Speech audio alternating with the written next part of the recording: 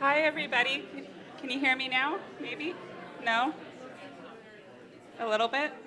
Hello, hello, hello. Hey, everybody. Can you hear me okay? Can everybody please go ahead and take their seats so we can get started?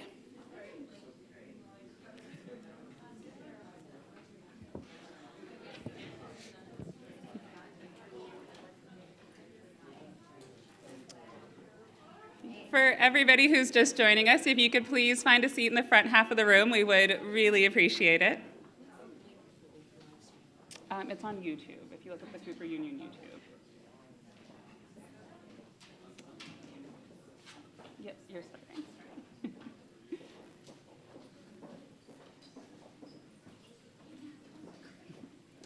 And it's just the podium mic.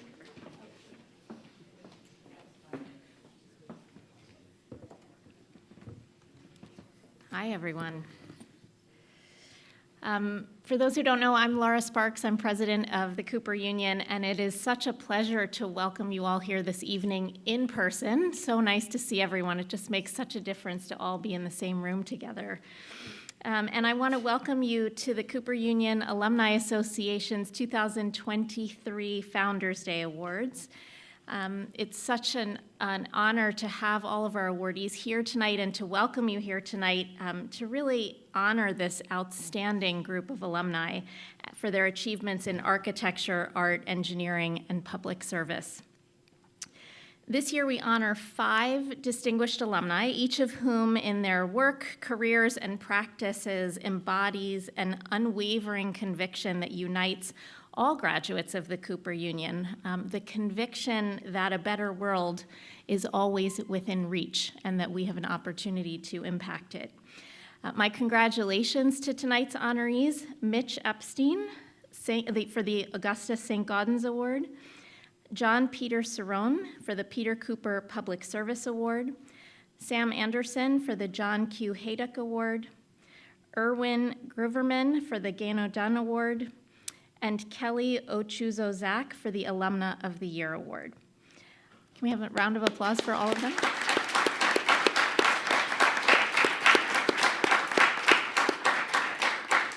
I'm just really thrilled to be celebrating all of them with you all here tonight, and also to welcome back some of our previous honorees who are here in the audience and whom we're finally able to congratulate in person.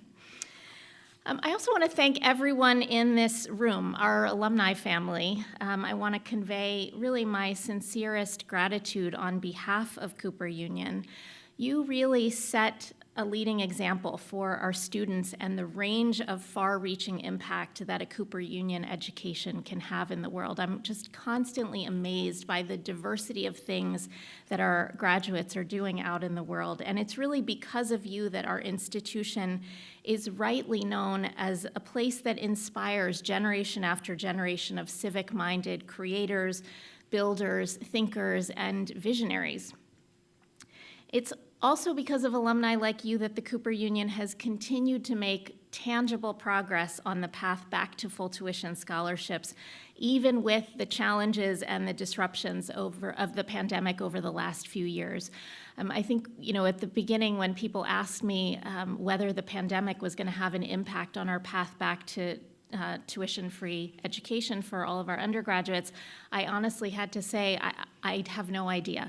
We're going to work really hard to stay on track, but I really don't know what this is going to mean for that plan. And I'm really pleased and proud to share with you that we have remained on track despite the pandemic.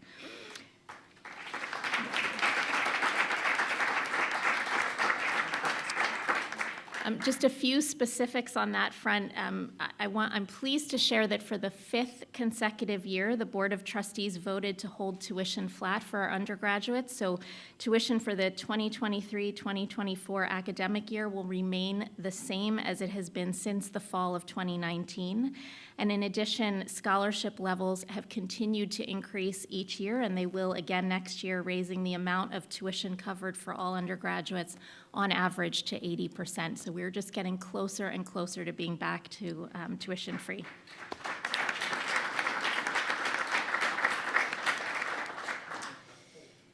So this is all, of course, in keeping with our goal of being back to full tuition scholarships for all undergraduates by 2028, while also building a financially healthy, sustainable future for the college. We have been working really hard at that and making great progress. This year marks the midway point of our 10-year plan to get there, and I just really want to say a heartfelt thank you to all of you in this room. So many of you have contributed in so many different ways, financially, through your engagement with our students. That support has meant everything to us. It helps us keep the momentum, so thank you very much for it. Your generosity and confidence in Cooper's future have also allowed us to really steward some exciting academic initiatives across the schools and to really revitalize and invest in our facilities and to continue to activate our great hall programming that really celebrates our rich history and then invites New Yorkers from all over to the Cooper Union to be part of our growing family. We're really grateful for the sustained commitment of our alumni to the institution, to our students, and to our community. So tonight, as we honor our awardees, I want us to really recognize and celebrate the strength of this alumni community and all of the ways that you are helping to move Cooper Union forward. As I said, I'm so glad that we are able to do this in person again as part of the Cooper Together alumni celebration. So if you don't know, hopefully you do by now, but we are hosting Cooper Together alumni celebrations throughout the week in cities across the country and around the globe. And it's just been so exciting to see so many different groups of people really reconnecting with each other and with the institution. The Cooper Together tradition has become just an extraordinary testament to the bond that our alumni share wherever they may be in the world. So if you haven't signed up to join one, I hope you will. And if you happen to be near Cooper Square on Tuesday, I invite you to join us at noon for the annual wreath laying at the statue of Peter Cooper. We would just love to see all of you there and love to have as many alumni there to commemorate Peter Cooper's birthday as we can. I think it's Valentine's Day, so it's a great day to show our love for Cooper. And finally, I just want to thank the CUAA. I want to thank you for all the work that you do on behalf of Cooper Union and for presenting tonight's awards. And once again, a huge congratulations to all of our honorees.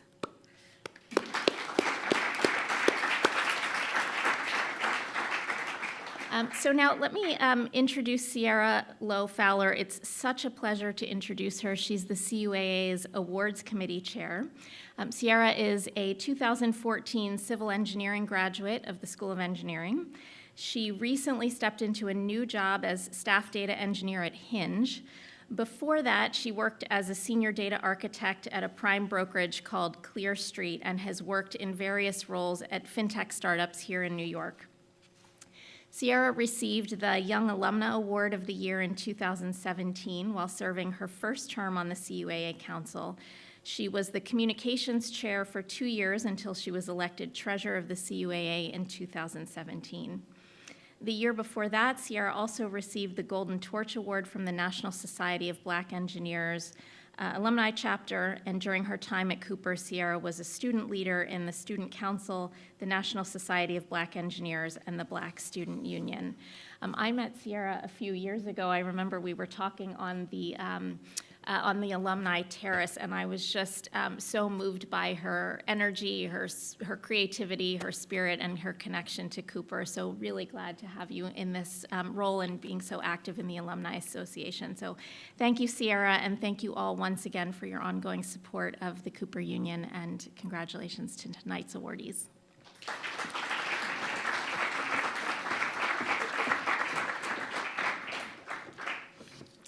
Thank you, Laura.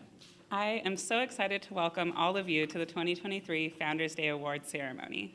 We are here tonight continuing a long legacy of the Founders Day Awards. This is the 172nd time that they are being presented, so I want to share a little bit of that history with you before we get on to the main event. The Founders Day Awards are professional achievement awards named for those who helped shape and implement Peter Cooper's ideals. Each of the namesakes share a common thread: the humanitarian values they embrace above and beyond their professional success, and they share Peter Cooper's vision, a vision that has influenced generations of students to continue on a path of excellence that is sparked by curiosity and honed with commitment and dedication. The Ganodon Award is given for achievement in engineering, industry, science, or finance. Ganodon believed that engineering is a social art, and for engineers to be wholly effective, they must be conscious of their social values of their time. The Augustus Saint-Gaudens Award was established to honor professional achievements in art. Saint-Gaudens started his studies at Cooper Union at age 13 and went on to become one of the preeminent sculptors of his era. His work can be seen throughout New York City and the United States. The John Q. Hejduk Award is given for the contributions to the theory, teaching, and/or practice of architecture. His passion for architecture and teaching inspired generations of students and transformed architectural education. As a result, many great designs of the past 50 years bear his influence. The Peter Cooper Public Service Award was established in 2014 and is given for exemplary service to society and the furtherance of humanitarian causes. By providing a free education, our founder made higher learning accessible to the working classes. He believed that knowledge is a spark to growth, prosperity, and the betterment of society. Tonight, the Alumni Association also honors a truly dedicated individual with the Alumna of the Year Award. We honor her for many years of commitment and contribution she has made to the Alumni Association and to Cooper Union. Kelly, on behalf of the CUAA, I want to thank you for all you've done. Peter Cooper's ideals resonate in the achievements of each person being honored here tonight and are evident in their extraordinary accomplishments. Congratulations again.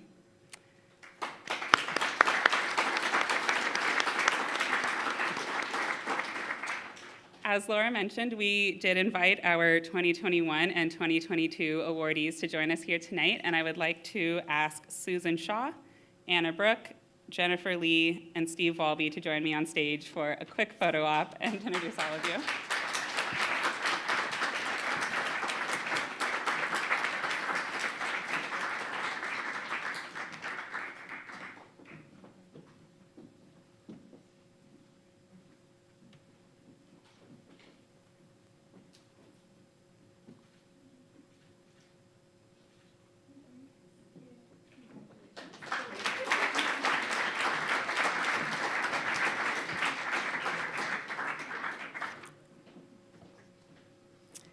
Now, on to our 2023 awardees. First, we have a video introducing Steve Gruverman on behalf of his father, Irwin Gruverman.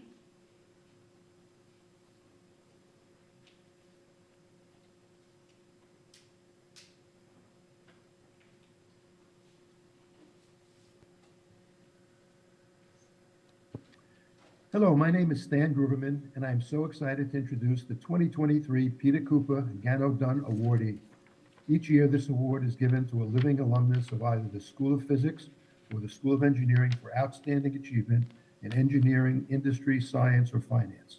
Tonight, we are so excited to celebrate my brother, Irwin Gruverman, chemical engineering class of 1954. Irv, to those who had the pleasure to know him, has had a distinguished career in nuclear engineering and radiochemistry. His contributions in nanotechnology produced a major advancement from the theoretical laboratory to the realities of the scientific industry. His entrepreneurship has been instrumental in developing state-of-the-art and cutting-edge science for radiation sources in cancer treatment and other disorders. Being Irv's kid brother, 12 years his junior, gave me a unique yet limited perspective of his days at Cooper Union. While I have few memories of that time period, I will always remember the brother who spent long hours in his room studying and working with his chemistry set, preparing for his future life in science and industry. I and my entire family are so proud of Irv's accomplishments and his leadership. He was always an advocate and benefactor for those in need, both academically and charitably. I'd like to thank Cooper Union for recognizing Irv for his achievements and helping to set the foundation for a life well lived. Accepting the award for Irv, who is having some health issues, will be his son, Steve.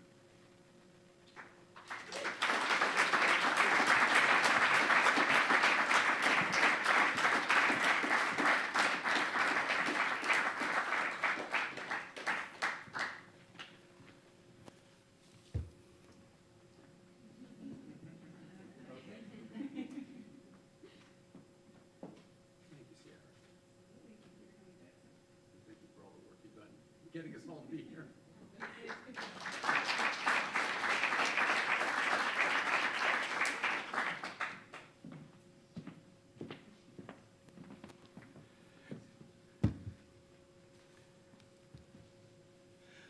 I'm really delighted to be here tonight to accept this award on my dad's behalf. I know he'd like to be here, but his health hasn't really let him travel much in the last few years. I'd like to thank the Cooper Union Alumni Association for selecting him. It means a lot to him, and it means a lot to my family. And I'm also grateful that the association allowed me to come accept this award for him. Some of you have probably read my dad's biography on the Alumni Association's website, so I thought I would take a few minutes now to just highlight a few of the parts of his career that I found particularly interesting. Irv was the eldest of 4 brothers. You just heard Stan, the youngest. And Irv was definitely the most studious from what I've heard. I'm not sure he actually had a chemistry set. I can't picture it in the little apartments they were living in. Knowing my uncles, that was just their kind of snarky way of referring to Irv going off and studying yet some more. But his study habits and his deep interest in science got him successfully through Brooklyn Tech and then through Cooper Union. And then a year later, he wrapped up his academic career by getting a master's degree in nuclear engineering from MIT. I was always impressed that he got a master's degree in 1 year and from MIT. When I asked him about it recently, he said, after 4 years at Cooper Union, that was easy. By the way, the black and white photo there was taken of him right after he graduated from here. Yes. Irv moved his family to the Boston area in 1963 to take a job at New England Nuclear Corporation, where he eventually rose to be the head of the division that produced radiopharmaceuticals. I personally have very fond memories of my dad taking me in to work with him occasionally on Saturdays, where my job was to basically do stuff that was too boring for him to do, like write down numbers from the test equipment. But I thought it was pretty cool. And whether or not he actually had a chemistry set, I sure had a good one. One of his areas in expertise at this time was a scientific phenomenon known as the Mossbauer effect, which has a number of applications, including very precise types of spectroscopy. Since this aligned with his work at New England Nuclear, they hosted an annual Mossbauer Effect conference, and my dad was the editor of the proceedings of this conference, 2 volumes of which you can see right there. I believe my mom was responsible for the index of each of those. I remember there were times when our living room was just littered with index cards. NEN produced their radiopharmaceuticals initially using cyclotrons, which are relatively low-powered particle accelerators. But to scale up their production and to allow new ranges of isotopes to be produced, Irv led a fairly audacious project to build the world's first commercial proton linear accelerator, which would be capable of producing a particle beam of much higher energy. While doing some of the investigation for this presentation, I found online an interim report for that project back from 1981, and these slides illustrate some of the interesting parts of the linear accelerator that they built. I had a lengthy explanation of what that was all about, and in the interest of keeping this close to my time limit, I left that out, but if you're curious, you can come find me afterwards.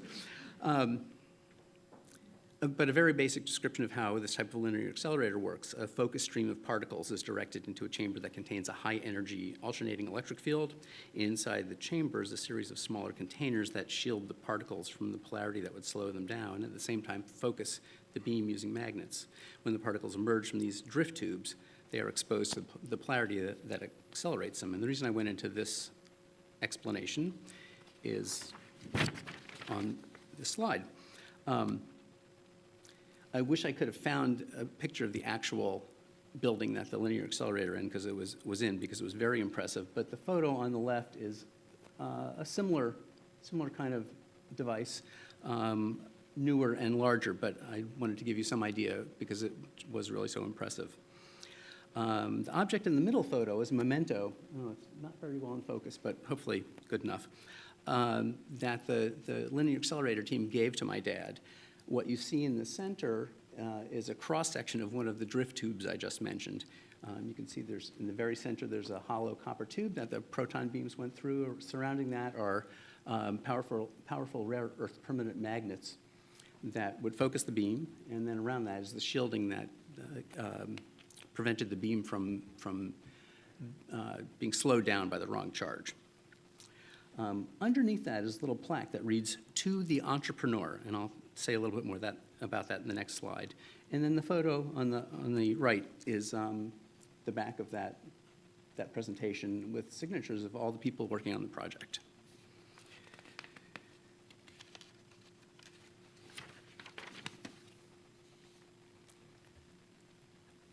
So about the entrepreneur stuff. Proposing to build the world's first commercial proton linear accelerator and then managing its design and construction certainly had some entrepreneurial aspects. But I think the inscription referred just as much to some pretty serious side hustles my dad had going on while he was at NEN. Things like running franchise restaurants and stuff like that, which didn't have too much to do with his technical career, but we'll see that he combined his business expertise with his technical expertise. And to do that, he left NEN eventually, and he started a business which aimed to commercialize promising biotech patents.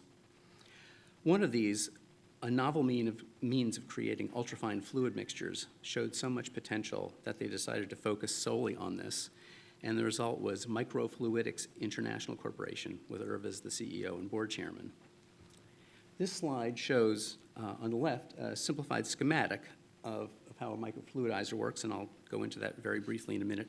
And then on the right is an actual microfluidizer benchtop model with the housing removed so you can see the different components. So how this works, the components of the mixture are combined and then pumped under very high pressure into a proprietary interaction chamber. By varying the pressure and the design of the chamber, this supports a wide variety of commercial and research applications, such as drug delivery and the production of chemicals, foods, and cosmetics. Although it's probably nowhere near the most important contribution that microfluidics has made to business and science, the reason your mayonnaise in your next tuna salad is very smooth might have to do with microfluidics.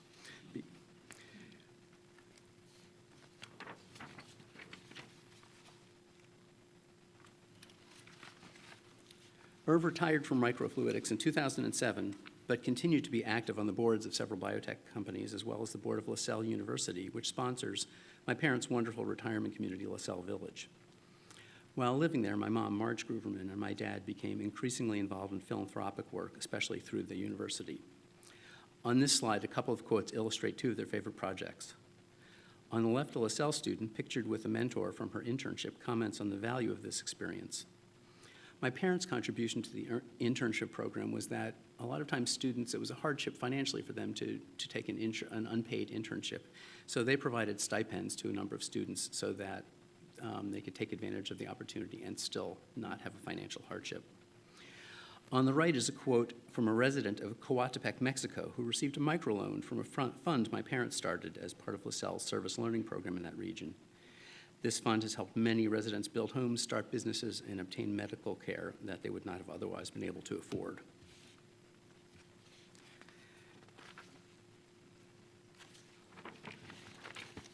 Sadly, my mom, Marge, passed away a few months ago, and as I mentioned, my dad's health hasn't been great lately, but here's a photo from happier times for the family, vacationing on the Maine coast.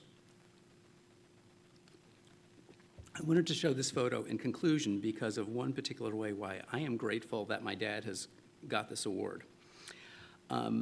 Many of you have probably had the experience of caring for a parent or other loved one with serious health issues. At times like that, it can be difficult to keep sight of the complete picture of that person beyond needing care coordination, bill payment, insurance wrangling, etc. This has certainly been true for my sister and myself lately. But preparing to accept this award from my dad has been a great opportunity to be reminded that my dad is so much more than that, and that he has had many impressive accomplishments and has had a positive impact on many people's lives. Thank you.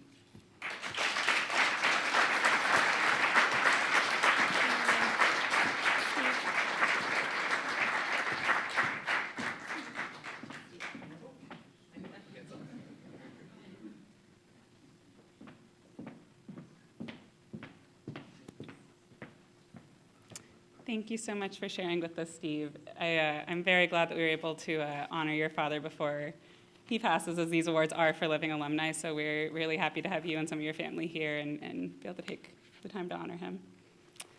Moving right along in our program, next we are going to hear from Lori Volk, who will be introducing John Peter Cerone.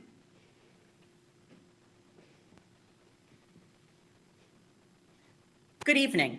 I'm Lori Balch, an alumna of the Cooper Engineering class of 1995 and a longtime fan of this year's recipient of the Peter Cooper Public Service Award.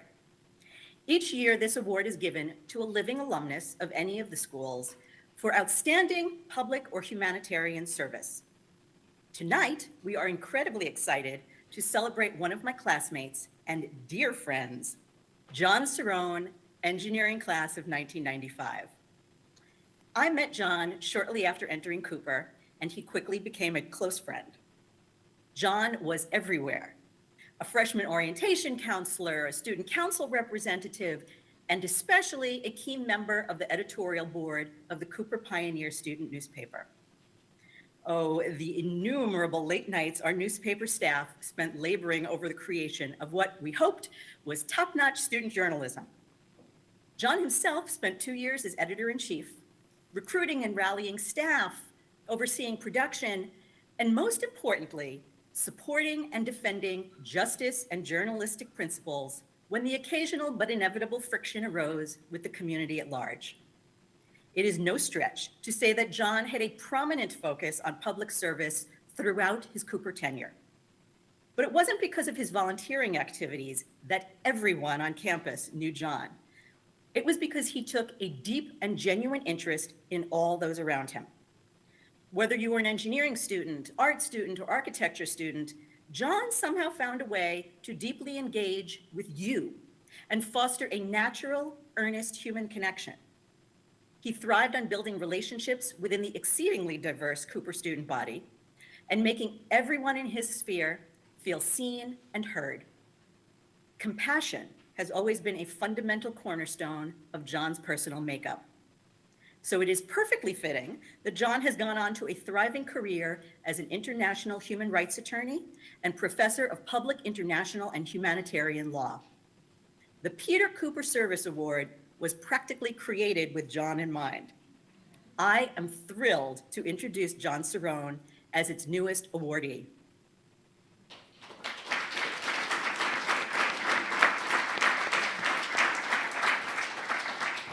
So I'm very sorry to share that John came down with COVID. We found out about 24 hours ago, so fortunately he was able to record his remarks, and we were very quickly able to get it together and over to AV. So we're going to hear from him pre-recorded last night.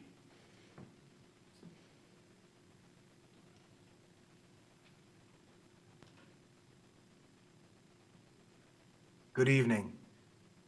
I'd like to start by saying thank you to the Alumni Association. I am deeply honored to be selected for the Peter Cooper Award. It really means a lot to me to be recognized in this way. And I also want to express my appreciation to those of you who made it into the ceremony tonight, and also to say that I am so sorry that I cannot be there. As you probably heard, I got COVID, and so I'm stuck at home isolating, and I'm very sorry, mostly for me, because I really wanted to be there and I wanted to like hold the award and stroke it and feel its heft. And I've even already like made space on the mantle where it's gonna go. So I'm really bummed that I can't be there. There's a bunch of people that I want to say thank you to, so I better hurry up because I've only got 5 or I guess 4 minutes. Hold on. Alexa, set a timer for 4 minutes. 4 minutes. All right, just to starting avoid now. the hook, you know. Okay. First, I got to thank my parents. They very much instilled a spirit of community service since I was very little. I mean, they were very involved in the parish community, volunteering with the elderly, the disabled, other vulnerable populations, and they always brought us along. So, you know, that element was always there. It's not like I, thought that I would go into human rights or even public service, but it was just kind of what you did. It was part of your life that you always did some kind of service activity. And as a teenager, I started doing some volunteer work on my own. I was a candy striper. I don't know if we use that term anymore or if people know what that is, but in any event, I did a volunteer stint at St. Francis Hospital, and then I did some non-volunteer work that felt like volunteer work. So I picked tomatoes for $2 an hour at a local farm, and that really sucked, I have to tell you. And for people that do that work, I mean, talk about people who deserve a public service award. I mean, that's unrecognized toil, for all of our benefit. In any event, as I said, I didn't have any career ambitions that were in any way public service related before I got to Cooper. In fact, classmates of mine, friends of mine at Cooper may remember I really wanted to be a puppeteer, like a Disney robotic kind of puppeteer, and I even applied for an internship at Walt Disney Imagineering, and I did not get it, and my dreams were crushed, absolutely crushed, and I had to come up with a plan B. But in any event, it was at Cooper where my views changed on the world and what it was that I needed to do with my life. Part of it, of course, is the campus of New York City and being exposed, raising awareness about all the various challenges that exist to the realization of human rights. And, I wasn't thinking explicitly in terms of human rights at that point in time, but I began to get very involved with Cooper for Community Involvement and the Student Volunteer Steering Committee. I was working with homeless populations outside the school, and then I was also getting involved in the community within the school, very involved with the student government and the school newspaper, much to the annoyance of many administrators at Cooper, who probably do not remember that as a very good time for them. I was a bit of a pit bull, and I am sorry about that to some extent. But I did more or less major in extracurricular activity while I was at Cooper because I certainly did not excel in the classroom. I remember, anytime friends of mine are hearing that I got an award from Cooper, they knew it was certainly not for outstanding achievement in engineering, because I really didn't do much engineering after I left Cooper.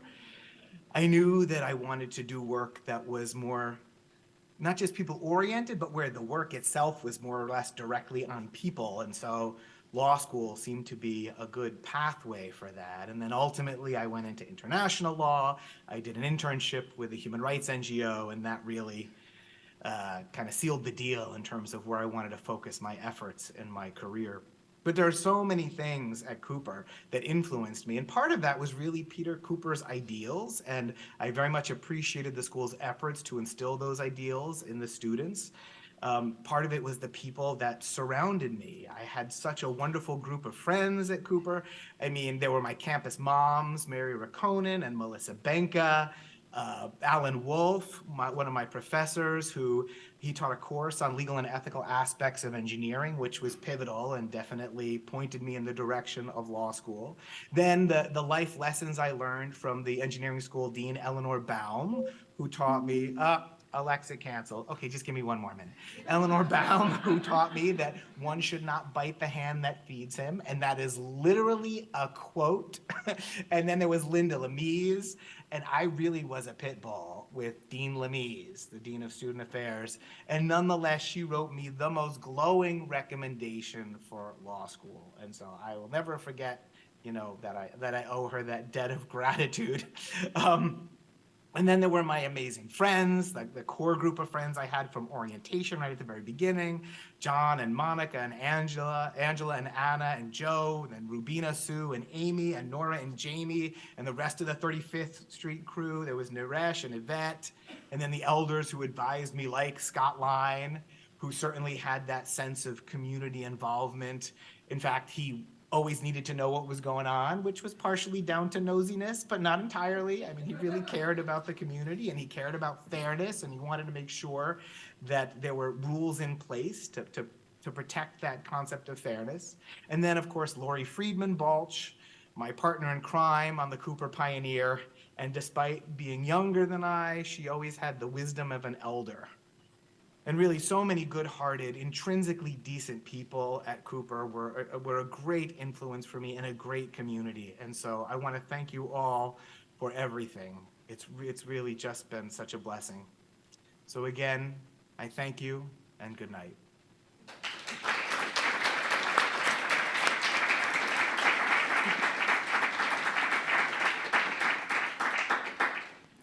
Scott Line, would you be okay with coming up to accept the award on John's behalf?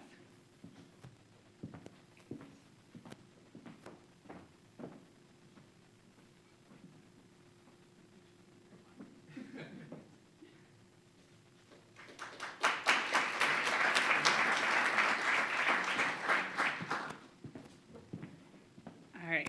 Hopefully you're not tired of our videos just yet, because next you're going to hear from Alice Colbert and Stephen Hillier to introduce our John Q. Hejduk awardee this year.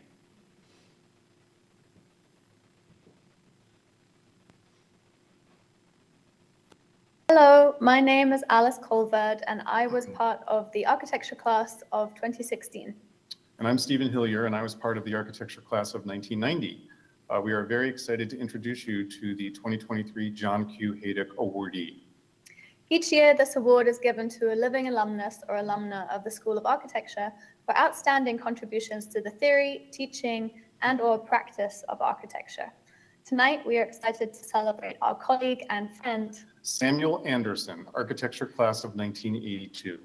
Sam is a dedicated educator, an accomplished architect, and an outright remarkable human being. Sam is very highly respected in the field of conservation and preservation.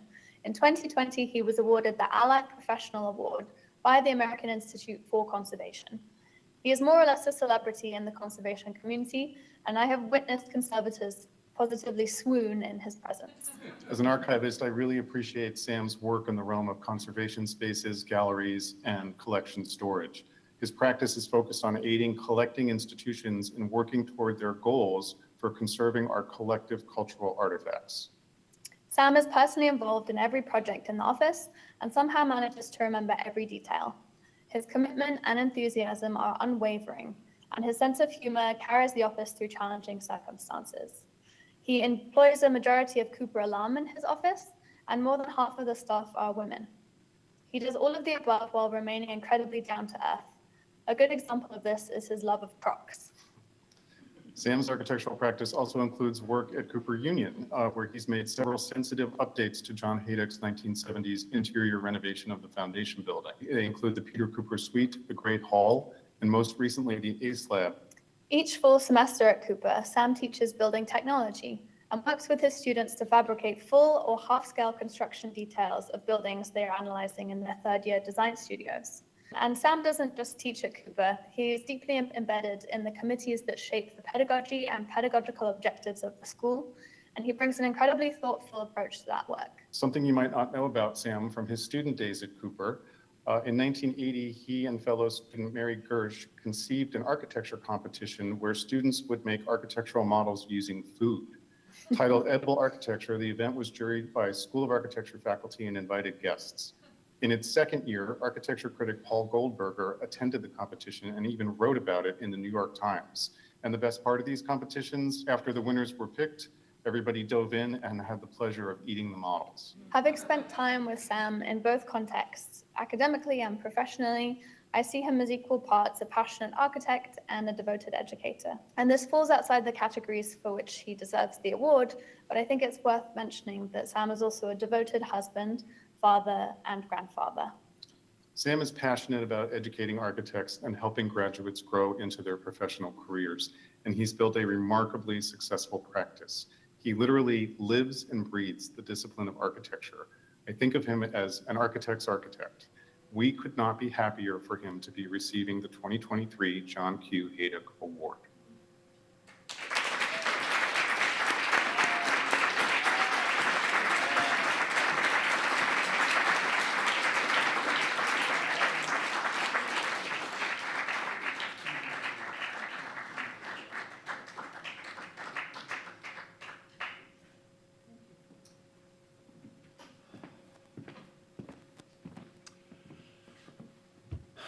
Wow, thank you so much.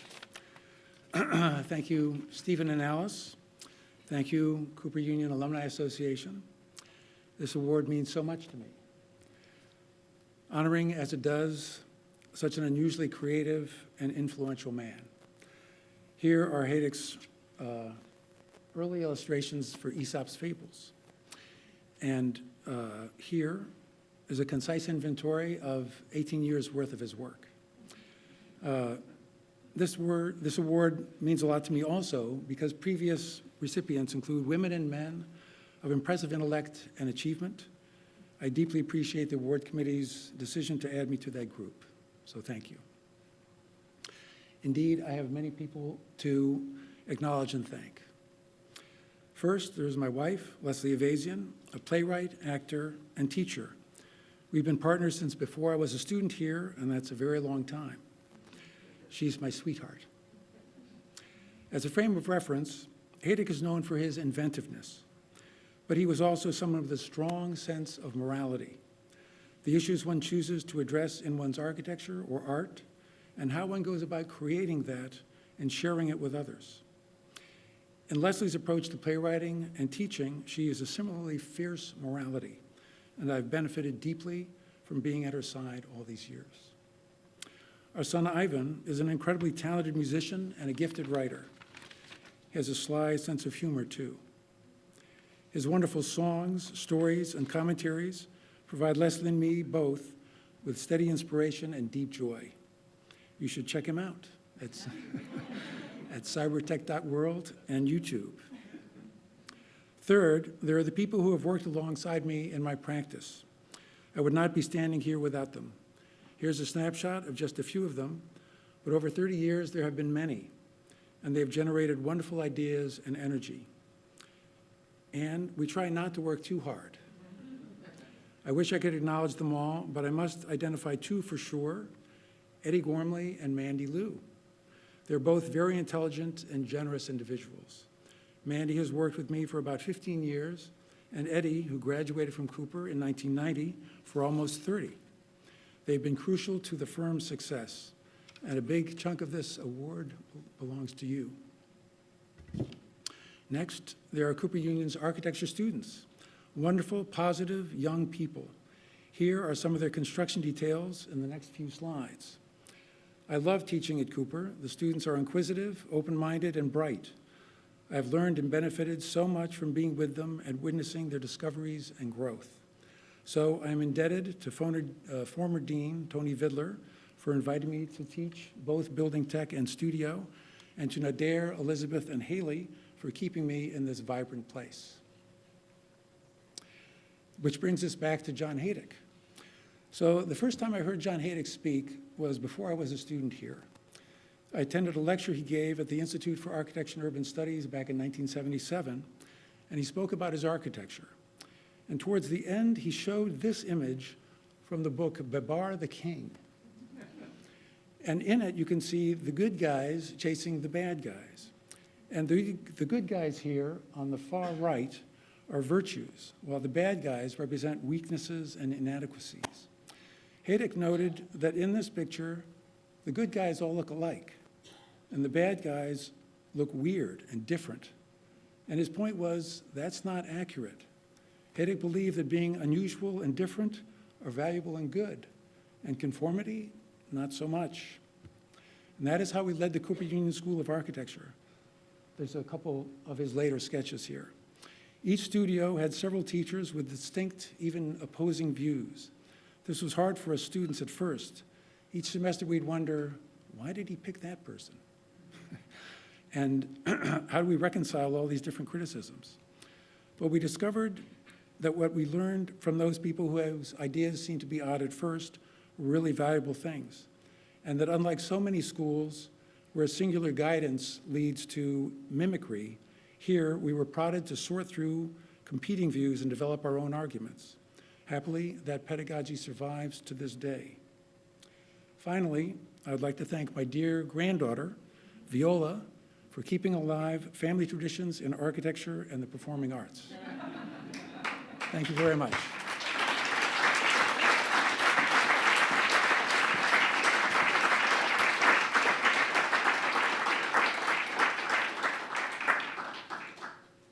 Thank you, Sam. I know there are a lot of people here to support you tonight, and we appreciate everything you prepared.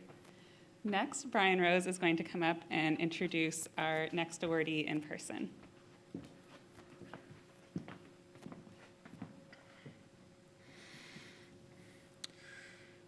My name is Brian Rose, and I'm from the art class of '79.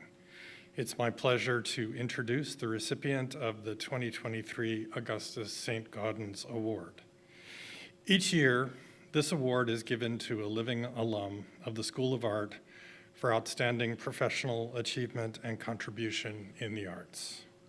Tonight, I am honored to introduce Mitch Epstein, art class of 1976.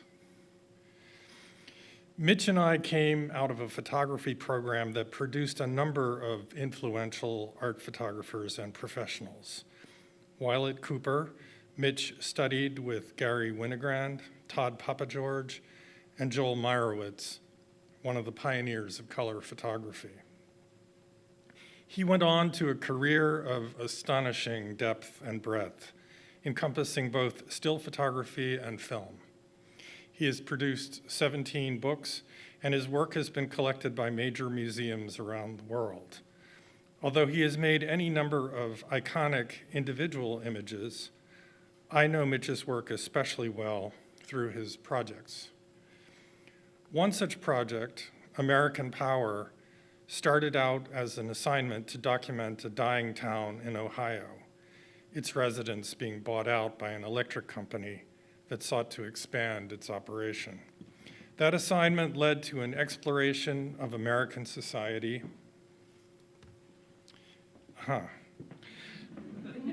That's an image from American Power. That assignment led to an exploration of American society in relation to the production of energy and its impact on the landscape. I think in particular of a picture made in the aftermath of Hurricane Katrina, a superstorm portending more such extreme weather due to global warming. The image is heartbreaking, yet exquisite in its delicacy. Family Business is more than a photography project. It incorporates stills, film, and interviews, and tells the story of the demise of Mitch's father's business in the fading industrial city of Holyoke, Massachusetts. The project addresses the wrenching changes occurring in blue-collar communities across the country, but it is also a look into Mitch's own identity.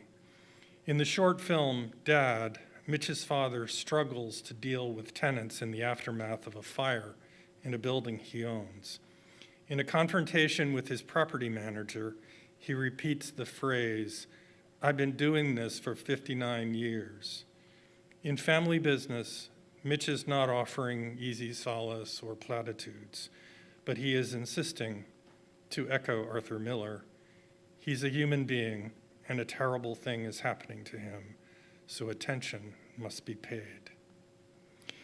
These are but two projects of many. Mitch's career and life have taken him to India, Vietnam, Europe, and all across the United States. But some of my favorite photographs of Mitch's have been made right here in New York City, where he lives. In recent years, he has turned to making black and white images of rocks, clouds, and trees, elemental things, hard and soft, tactile and ephemeral, like life itself. Congratulations, Mitch.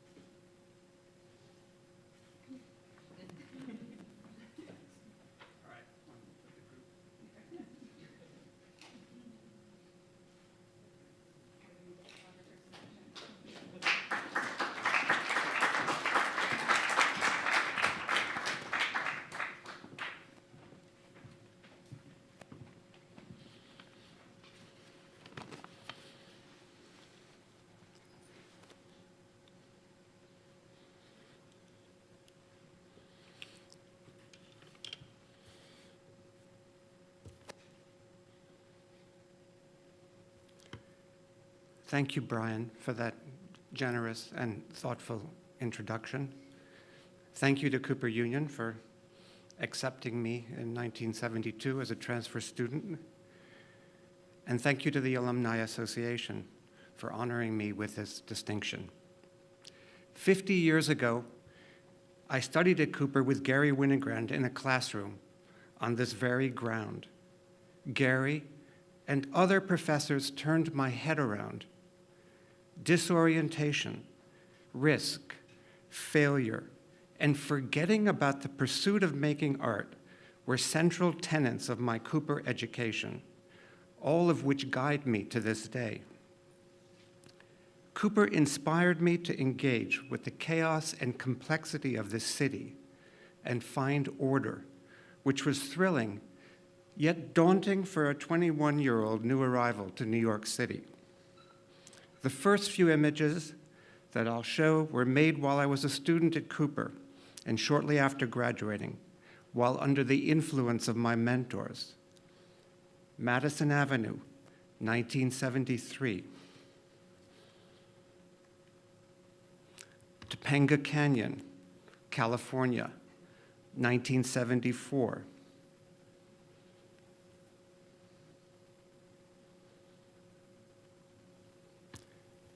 West Side Highway, 1977.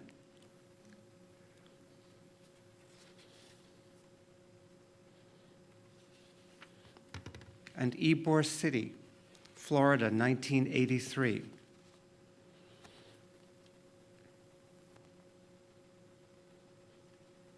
In 2000, I began a project about my father, Bill Epstein, and hometown of Holyoke, Massachusetts.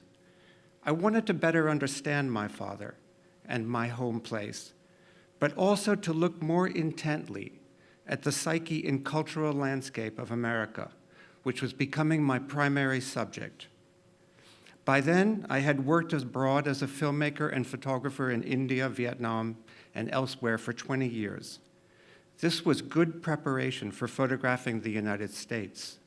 Living abroad gave me a necessary detachment and perspective on my own country. Family Business was a kind of visual novel about the drama of the American dream gone awry.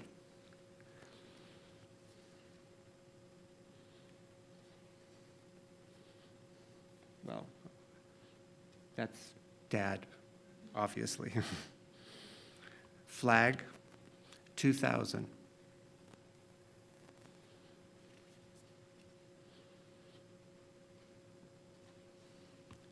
Dad's briefcase, 2000.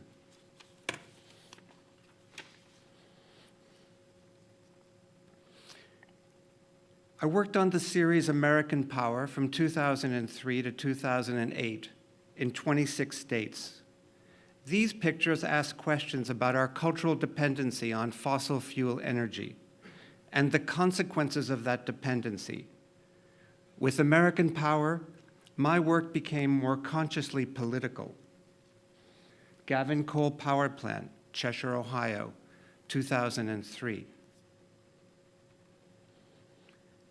Amos Coal Power Plant, Raymond, West Virginia, 2004.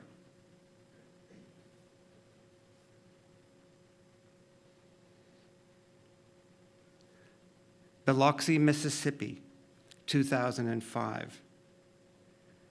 In 2017, I began Property Rights, another cross-continental project about land use and ownership, and the people's resistance to land grabs. Just as American Power chronicled the Bush era, Property Rights covered the Trump years, from the Standing Rock Sioux Reservation in North Dakota to Lancaster County, Pennsylvania, to Richmond, Virginia.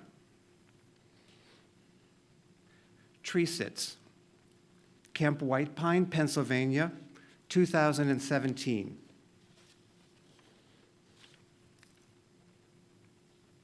Robert E. Lee Memorial, Marcus David Peters Circle, Richmond, Virginia, 2020.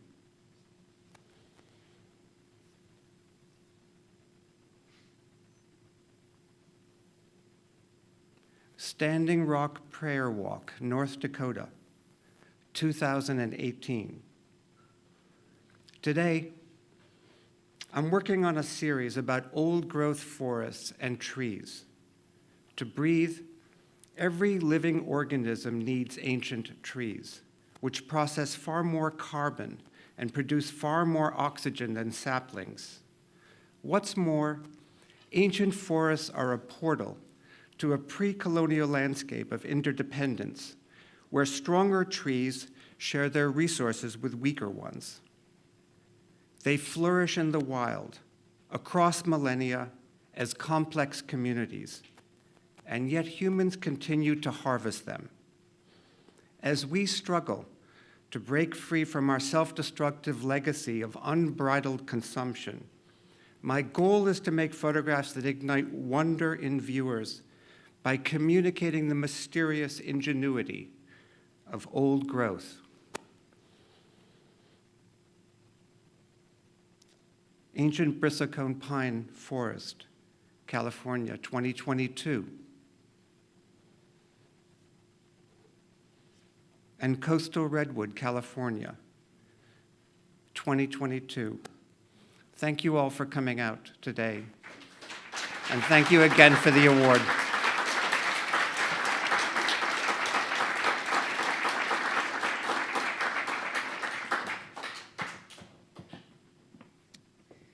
Thank you for sharing all of your photos, Mitch. They are awe-inspiring, to say the least.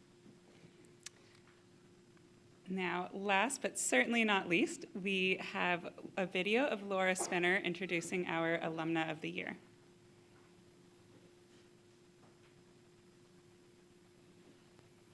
Hi, my name is Laura Spinner. It is my honor to introduce to you the 2023 Outstanding Alumna of the Year, Kelly Occhiuzzo-Zack, our class 1990. Each year, this award is given to an alumna or alumnus for outstanding dedication and commitment to the association and the Cooper Union. Kelly has been involved with the Alumni Association for over 10 years. She and I were in the same year in the art school. Our histories have weaved and bobbed throughout the years until the crisis with the school. Kelly was active with the council, focusing on the events committee, which was natural for her, as it was closely related to her professional work. Her involvement drew me in, and she invited me to volunteer along with her. She spearheaded the first holiday party, which was catered by her father's restaurant, Goldie's, and has since become a CUAA tradition. If you come early to an event, it is not unusual to see her wheeling a cooler, so there will be refreshments available, or unpacking food, or setting up posters or other props that she makes, so the space is more engaging and the event more inviting. That is Kelly doing that extra, sharing what is intuitive to her from growing up around the service industry to making each event more engaging. She helped organize a block party, the McSorley's meetups in honor of Peter Cooper's birthday, Fall Harvest Feast where she brings pies to the students for Thanksgiving, movie night where newly accepted students mingled with alumni, followed by a film about Peter Cooper, pizza and coffee from Frankie's during finals week, which was another opportunity for students and alumni to share thoughts. These are just some of the events she has run and established that some that have become a tradition. She looks for opportunities and occasions for people to connect, building that sense of community. What some may not see is the additional effort that she puts forth, always doing more than what is expected. If you are here tonight because you saw the post on Twitter or Instagram, you can thank Kelly for that too. Kelly is best known as VP of Alumni Events. She has held this position for so many years, it may be befitting to name the position after her. Between working full-time and raising her children, Jude and Johanna, she still manages to give so generously of her time to the council. On behalf of the Alumni Association, I want to thank you for all you have done. Congratulations, Kelly.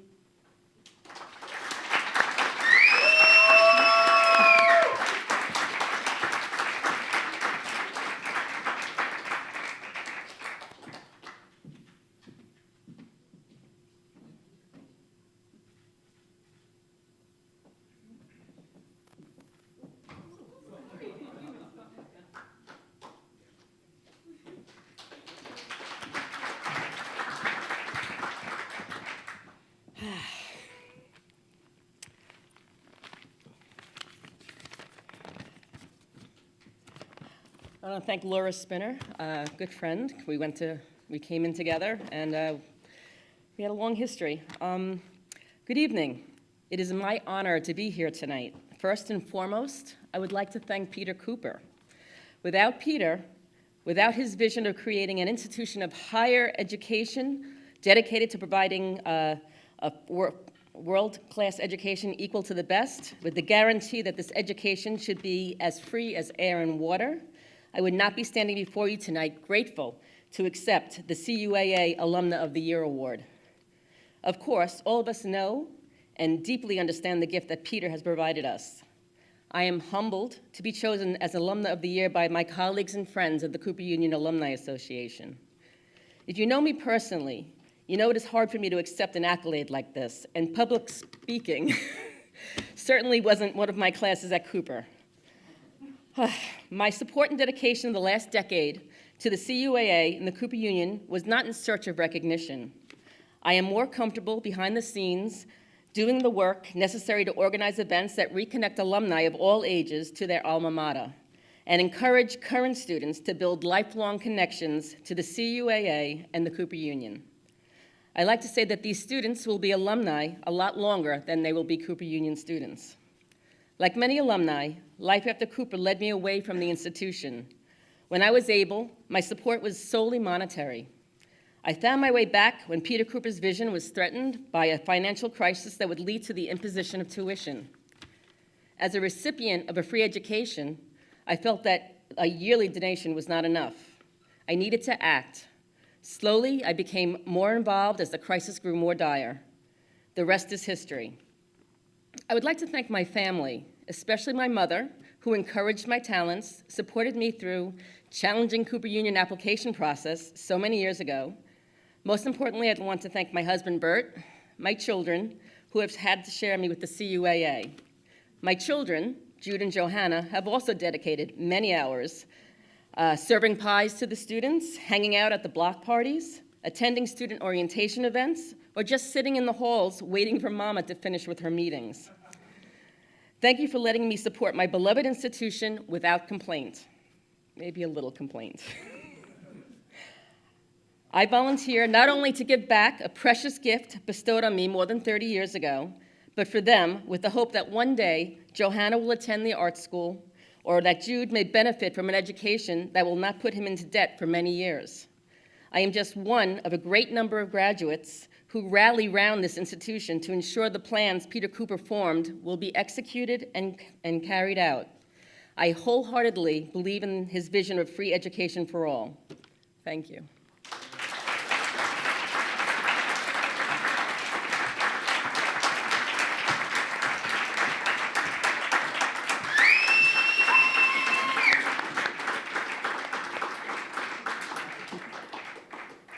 Thank you, Kelly. To echo what Kelly just said, every single year that I attend one of these events, I am so humbled by everything that all of our fellow alumni share. And I hope all of you have enjoyed hearing about these incredibly varied, incredibly accomplished careers and contributions to the school. So I do have a very quick list of thank yous to get through right before we go out and enjoy a reception with some food and drinks, as well as several student groups have prepared stations in LL 101 to share some of their work, as well as the gallery has the Mental Students exhibit up as well. But right before that, I first of all want to thank everybody in this room tonight. I know that in-person events are not the easiest thing to make it to all the time these days, so we really appreciate all of you coming out and supporting the alumni. Those of you joining us on live stream on YouTube, hopefully everything went well technically and you guys were able to join us remotely. For those of you who don't know, there is an entire committee behind each of these awards and a chair of each of those committees who put many, many hours into making this happen. It's not just me in the event. There's almost every member of the CUAA involved in this. So I'm not going to list all the names, but the selection committees, the communication committee, as well as Robert Tan, our president, and the executive committee, all played huge parts in making tonight happen. And finally, I want to ask Jennifer Durst to come up and thank her for putting so much work into making tonight happen.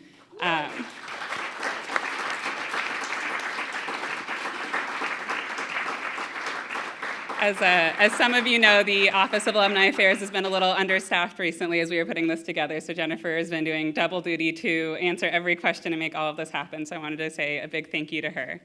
And Without further ado, please enjoy the reception out in the Gelman foyer.